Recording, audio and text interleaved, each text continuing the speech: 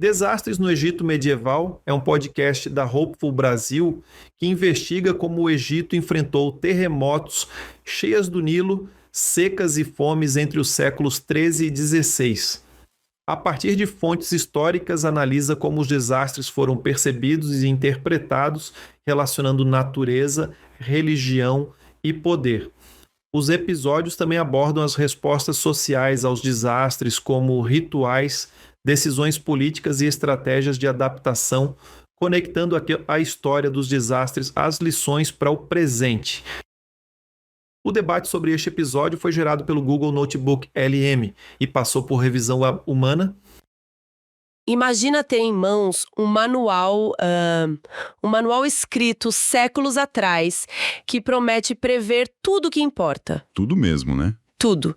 Se o rio Nilo vai encher e garantir a colheita, o preço do trigo no mercado, se uma guerra está prestes a estourar. Até terremotos, epidemias. Exato. E o mais incrível, tudo baseado na observação das estrelas, na direção do vento, nas fases da lua. Parece ficção científica medieval. Parece total. Mas, assim, esses guias existiram e eram, tipo, best-sellers da época.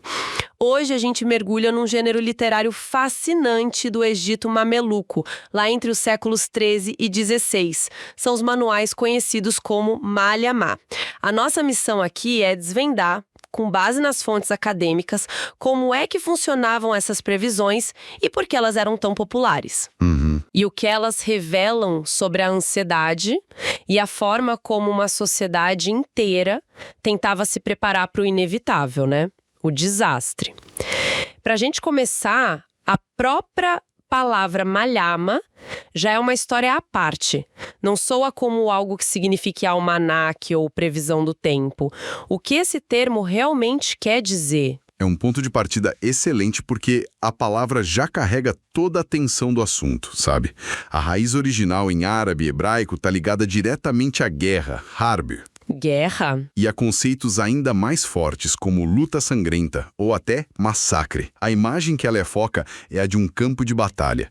Vem da mesma raiz de larme, que significa carne. Nossa, que violento! Então a ideia é de carnificina? Uma palavra com uma origem tão visceral para descrever um livro de profecias? Exatamente. E com o tempo, esse significado brutal se expandiu na literatura árabe. A palavra passou a englobar também previsão, profecia sobre o fim dos tempos, apocalipse. Então, o nome já é um spoiler do conteúdo. Esses textos, como o nome sugere, frequentemente tratavam de guerras, de catástrofes, conectando a ideia de um grande conflito físico com uma virada cósmica. Entendi. Então o nome já preparava o leitor para o pior. Mas as fontes que a gente tem indicam que nem todo Malhama era sobre o apocalipse, né? Haviam tipos diferentes com propósitos diferentes. Isso, a gente pode dividir em duas grandes categorias, basicamente. A primeira é essa que você mencionou, a Malhama apocalíptica. Era quase um gênero de ficção histórica focado em grandes narrativas. Como as guerras intermináveis entre árabes e bizantinos tinham fundo moral, escatológico, muitas vezes ligado à vinda do Mahdi, uma figura messiânica, o bem-guiado, e aos sinais do fim do mundo. Quase um blockbuster medieval sobre o fim de tudo. Exato. Era uma literatura sobre o destino final da humanidade. Mas imagino que no dia a dia as pessoas estivessem mais preocupadas se a colheita de feijão ia vingar do que com a batalha final, né? Precisamente. E é aí que entra o segundo tipo, que é o foco da nossa análise de hoje. É a Malhama astrometeorológica. Essa era infinitamente mais prática. Pensa nela como uma espécie de almanaque do fazendeiro, mas com esteroides. Gostei. O objetivo era prever eventos concretos aqui na Terra. O tempo, as colheitas, a economia, doenças, tudo com base na observação do céu e da natureza. E o mais curioso, segundo as fontes, é que as previsões eram feitas sem usar métodos de cálculo altamente sofisticados. Isso me surpreendeu. Eu imaginava astrólogos trancados em torres com astrolábios super complexos. Nem sempre. A beleza desse gênero era a acessibilidade dele. Não exigia um conhecimento matemático profundo, mas sim uma observação atenta e o conhecimento de uma tradição, sabe? Eles olhavam para sinais celestes claros. A ascensão de estrelas importantes no horizonte, como o Sirius, Sirius, a famosa... famosíssima. Em árabe era Al-Shirah e era crucial para o ciclo do Nilo. Eles observavam a posição dos 7 planetas conhecidos na época dentro dos signos do zodíaco. E, claro, eventos dramáticos como eclipses. Ah, eclipses sempre dão medo, né? Sempre foram vistos como presságios poderosíssimos. Mas não era só olhar para cima, né? Eles estavam tentando criar um sistema que unisse o céu e a terra. O que acontecia aqui embaixo também entrava na equação. Com certeza. A lógica era que tudo estava interligado. O macrocosmos do céu se refletia diretamente no microcosmo da Terra. Então, fenômenos climáticos eram sinais importantíssimos. A direção e a força dos ventos, a intensidade de uma tempestade, trovões, relâmpagos. Entendi. E também os fenômenos geofísicos, como terremotos e vulcões. Tudo era uma peça do mesmo quebra-cabeça cósmico. Certo. Aqui é que a coisa fica realmente fascinante. Vamos sair da teoria e ver na prática. Temos um exemplo de um manual de um autor chamado Ibn Zumbo, lá do século XVI. É uma previsão para quando a estrela Sirius surge no céu alinhada com o signo de Gêmeos. Vou ler um trecho porque é sensacional. Manda ver. Ele diz, olha só, é um sinal de fortes ventos do leste por 3 semanas. O Nilo subirá, insetos atacarão com milho e os feijões, mas os mercadores terão lucro. Discrepâncias, medo, angústia, conflitos terríveis e epidemias entre cães e gatos se espalharão. Aí fica melhor. Um rei se levantará contra as terras do ocidente, haverá uma grande guerra apocalíptica, Malha Mar Azima, os bizantinos e muitas criaturas serão destruídos. Haverá guerras no Egito. É uma loucura, né? É uma loucura. Peraí, epidemias entre cães e gatos. Que detalhe específico e mundano no meio de profecia sobre a queda de reis. Não é incrível? Esse detalhe nos diz muito.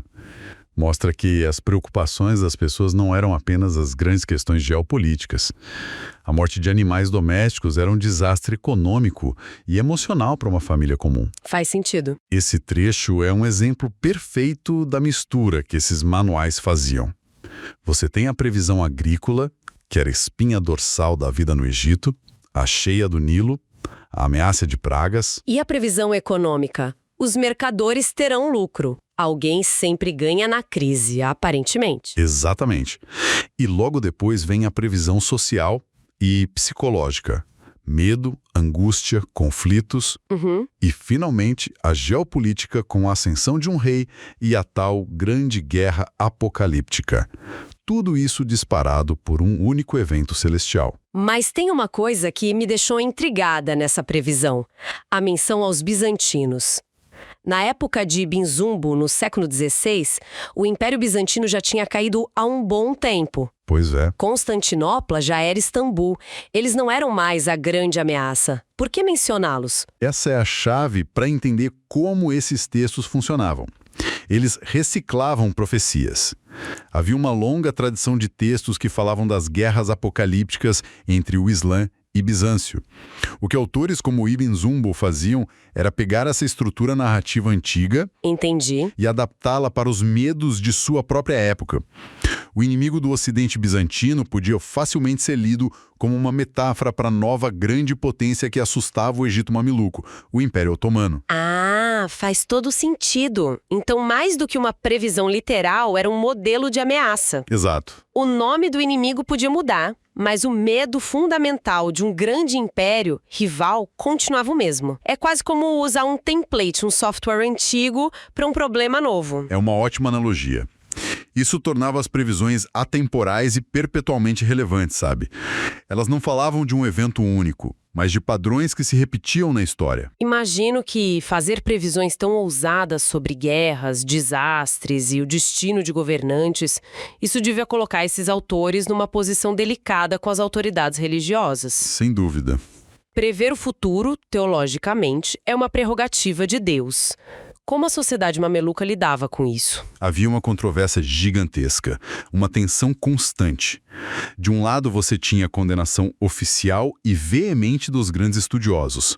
O famoso historiador e sociólogo Ibn Khaldun, por exemplo, escreveu críticas duríssimas à astrologia. Ah, ele era um crítico ferrenho. Muito. Ele argumentava de forma lógica e teológica que apenas Deus conhece o oculto e que essas práticas eram uma fraude perigosa.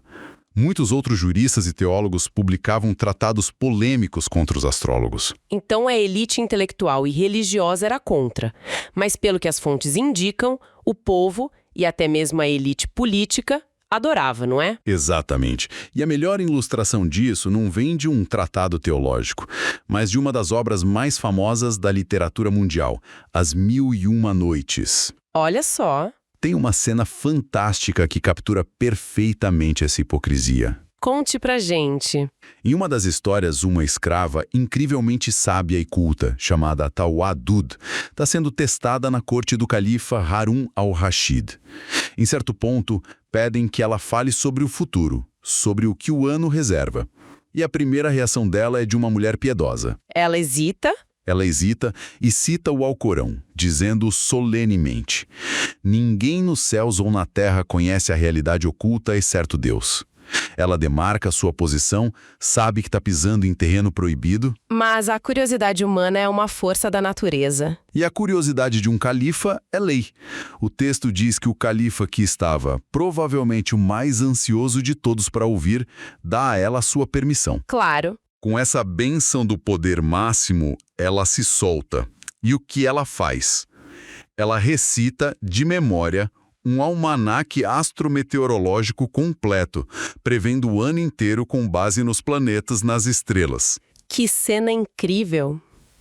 Ela mostra que, mesmo nos círculos mais altos do poder, que deveriam ser os guardiões da ortodoxia religiosa, o desejo de ter um vislumbre do futuro, Sim. de controlar a incerteza, era simplesmente irresistível. A proibição oficial existia, mas na prática todo mundo queria uma cópia do manual. Exatamente. Mostra o apelo humano fundamental por trás desses textos. Essa mistura toda de astronomia, meteorologia, profecia e folclore parece incrivelmente rica e complexa. É uma tradição que nasceu ali mesmo no Egito mameluco, ou eles estavam se baseando em conhecimentos ainda mais antigos? O fascinante aqui é que o gênero Malhamá é um exemplo espetacular de globalização do conhecimento no mundo pré-moderno. É uma coxa de retalhos, sabe? Uma herança de tradições muito, muito mais antigas que foram traduzidas, adaptadas e sincretizadas ao longo de séculos. De onde vieram as peças desse quebra-cabeça? A gente pode rastrear 3 grandes correntes de influência. A primeira nos leva à antiga Mesopotâmia, com os Omina assírio-babilônicos. Qual? É a tradição de interpretar presságios em praticamente tudo, dos voos dos pássaros, às entranhas de animais e, claro, aos eventos celestes. Puxa, então estamos falando de uma tradição de presságios que sobreviveu por milênios. Desde a Suméria e a Babilônia até o Cairo do século XV. É uma longevidade de conhecimento impressionante. É impressionante. A segunda corrente é a tradição hermética da Antiguidade Tardia.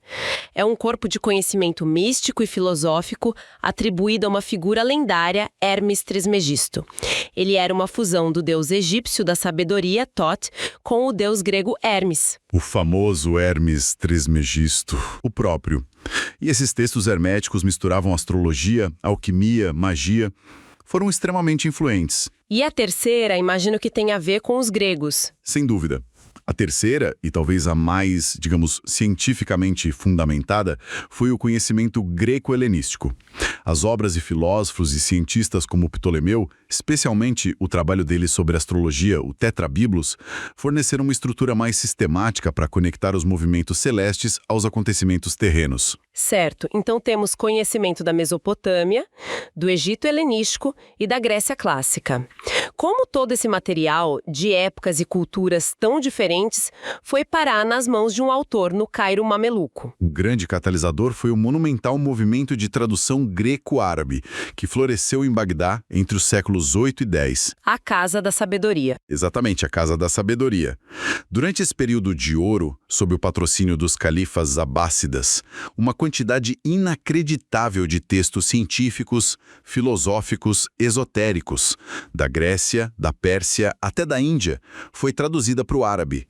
Bagdá se tornou a grande biblioteca do mundo antigo. Sei. Esse movimento não apenas preservou o conhecimento, mas o disponibilizou para que novos estudiosos pudessem lê-lo, criticá-lo, expandi-lo e, por fim, integrá-lo à sua própria cultura, dando origem a novos gêneros, como a Malhamá. Então, o que tudo isso significa no final das contas?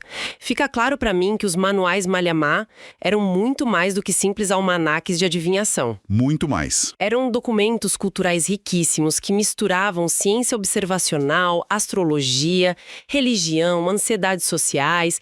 Eles são uma janela para uma visão de mundo onde o cosmos e a vida na Terra eram uma coisa só, sabe? Onde a ascensão de uma estrela podia, sem contradição nenhuma, significar uma enchente do Nilo, uma praga nos animais e a queda de um rei. Exato. E talvez o mais importante, eles nos mostram que essas ideias não surgiram do nada, mas foram resultado de um intercâmbio cultural global que durou séculos, conectando Babilônia, Alexandria e Bagdá. E isso nos deixa com um pensamento final para refletir. Esses manuais revelam uma necessidade humana profunda de prever o futuro e gerenciar a incerteza através da análise de padrões, sejam esses padrões estrelas no céu medieval ou trilhões de pontos de dados num supercomputador moderno. O que nos leva a uma questão provocativa. Olhando para a nossa própria era, com nossos modelos preditivos de mercado, algoritmos de inteligência artificial e projeções climáticas. O que os historiadores do futuro dirão sobre as crenças, os presságios e os sinais que nós usamos hoje para tentar desesperadamente decifrar o nosso próprio mundo? Este foi o Desastres no Egito Medieval. É um podcast da Hopeful Brasil que investiga como o Egito enfrentou terremotos, cheias do Nilo, secas e fomes entre os séculos 13 e 16. A partir de fontes históricas, analisa como os desastres foram percebidos e interpretados, relacionando natureza, religião e poder. Os episódios também abordam as respostas sociais aos desastres, como rituais, decisões políticas e estratégias de adaptação, conectando a história dos desastres às lições para o presente. O Desastres no Egito Medieval está disponível no Spotify e no canal do YouTube, TV Hopeful. Se quiser saber mais sobre como trabalhamos com educação em desastres, confira mais em hopeful.pro.